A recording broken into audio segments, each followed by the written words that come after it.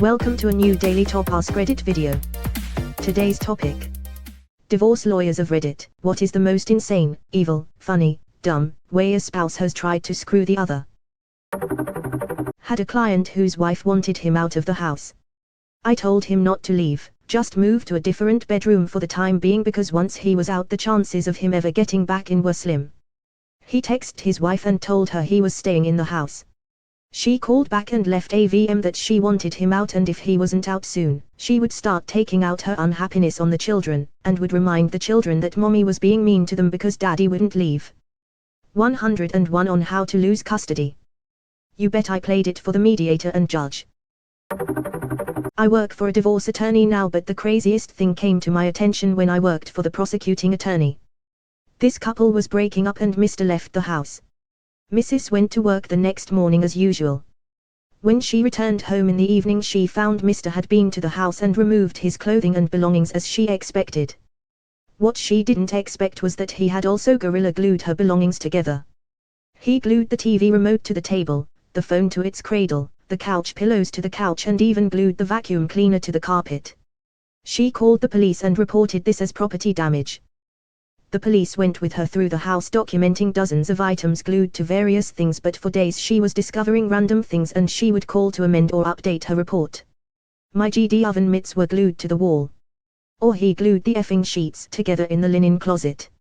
I've seen people do and say really awful things to each other, but that was diabolical. Diabolical. Yes. Inventive form of petty revenge. Also yes. Inventive, yes, but that's more than petty. That's thousands in property damage. Well. That's creative. Smart of her to call the police though. Documenting this upfront helps. I can't stop laughing at the absurdity of it all. Just imagining she kept finding random things glued together for weeks afterwards. It's hilariously evil. This one hits close to home because it happened between my parents. We had a family friend who was a lawyer, and my parents agreed that he would be the lawyer for both of them as a mediator. So, as the assets were being divided, my dad got absolutely slammed. She was going to get the house, cars, half his retirement, and an insane amount of alimony. To the tune of like $2,500 a month for the rest of her life. My dad has a good job as a municipal employee, but that was probably 70%-ish of his paycheck. Turns out that my mom and the family friend actually conspired to rip my dad off and make it seem like that's what a divorce settlement looks like. And she was going to kick back more money under the table after the dust had settled. Dad just didn't know how these things worked. So, after some convincing, he finally went out and got his own lawyer. He got a very fair divorce settlement after that. Mom still to this day can't understand why we don't talk to her much. That other attorney could be disbarred for that. Should be. If the lawyer hasn't yet been reported for professional misconduct, please consider doing so. No longer how much time has passed. That person should not be practicing law. I did make a phone call to the State Bar Association and basically was told to go fly a kite. I had no proof besides the obviously one-sided divorce settlement and what my mom drunk and bragged about to other people. I got treated like I was having a dispute with my lawyer. How about a wholesome, insane one? But this was told to me by my mom regarding the divorce she got from my dad. They couldn't settle on an alimony amount. Mom and her lawyer came in with a number, dad countered with a number. They couldn't agree. Because my dad thought my mom should get twice the amount in alimony she was asking for, and my mom didn't want my dad to give her that much money for month. It took months for them to settle on a figure that appeased both of them.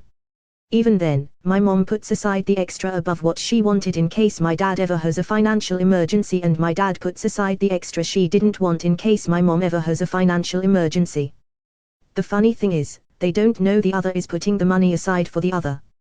My mom told me about her emergency stash and my dad told my brother about his emergency stash, bro, and I discussed it while talking about what jobs our parents are. Edit, I've gotten a lot of support for this response, thank you. I'm not going to say that their divorce was perfect, it wasn't. There were still some hurt feelings and resentment from all parties involved. However, my parents, for all their flaws, both accepted their own responsibilities for the falling apart. I think it helps that they still loved each other deeply, they just weren't in love anymore. They have been friends since my mom was 2 and my dad was 3, started dating when mom was 12 and dad was 13. They separated at the ages of 49 and 50. It makes sense that they grew apart. I've had a few people ask why they divorced in the first place. My dad had had a girlfriend for at least 15 years, possibly longer. My mom knew, but they agreed to not divorce until my younger brother had graduated high school. My dad got remarried to his girlfriend, my mom has also since remarried. All 4 of them get along famously now. The separation and divorce happened about 10 years ago. I'm very lucky to have 4 parents who care about me, and who absolutely adore my own little dudes. Okay, I'm leaving this thread while the warmth from this post is making me feel better after reading about all the crazy people. Worked at an airport. Big burly guy brings an ugly ass dog in a crate to the counter. He is clearly misty-eyed. Turns out wife got the dog in the divorce and he has to send it to her, and she told him as soon as she gets it she is putting it down. He asks if he can have some time with the dog before the flight, so they go out in the grass and they both roll around in the grass, dog's tail just wagging away, not knowing anything about his future. The guy puts him back in the crate, drops him off the counter, says thanks, and then just walked out head down and just looking crushed. That was 30 years ago and I still remember it like it was yesterday. Who the fuck does that? I don't know. How can you go from loving somebody to that much hatred? Divorce lawyer. Accusing their former spouse of forcing them into prostitution. Text messages revealed they were actually just swingers. She also admitted to lying in order to make him burn. I can't wait to leave my practice area. Edit. I just wanted to clarify some points and answer some questions. Please excuse any of my clerical errors as I'm writing on my phone. First, this is not the most evil thing I have seen so far in practice, it's just one of the things that sticks out in recent memory. Second, in my experience women don't have an unfair advantage or get away with things more than men.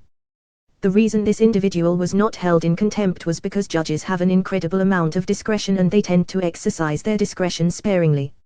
Unless someone is making a fuss in the media or publicly lying in order to ruin someone's life, the court avoids exercising their discretion to punish individuals in a divorce context. The reason courts are hesitant to impose penalties or hold someone in contempt is because the majority of lying that happens, in my experience, comes from victims who shield their abusers. Lots of men, women, and children say things and then recant their testimony in order to stay in abusive relationships or save themselves and their families from threats of violence or retaliation. Victims need to feel safe to tell the truth. Having penalties gives the court a stick, and having discretion gives the court a carrot. Ultimately, we all want the truth, and holding someone in contempt or threatening to hold someone on contempt is one mechanism that helps us uncover the truth.